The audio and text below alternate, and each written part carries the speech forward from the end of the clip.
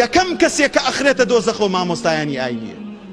چونکە مامۆستایانی ئاینی خەڵکی ئەتوانن باتڵت لێ بکەنە حەق، حەقت لێ بکەنە نەحەق، ڕاستت لێ بکەنە درۆ، درۆت لێ بکەنە ڕاست. و خۆشتان لەبیرتانە لە شەڕی ناوخۆی براکوژی کوردستانە کە هەزاران مسلمانی داما و جەرگی هەزاران دایک سوتا بەناو لە لامە مامۆستایانی ئاینی فتوایان بۆ بەرەیەکی شەڕەکە ئەدا ئەیان و جیهادە کوشتنی بەرەکەیتر. هەر مامۆستای ئاینیش بوو، هەرج بۆ عەمامەشی لەبەر بوو، هەر پارەشی لە وەزارەتی ئەوقاف ئەخوارد و پلە و پۆستیشی هەبوو. ئەو کەسە ئەمێنێتەوە بۆ دنیا و بۆ قیامەتی.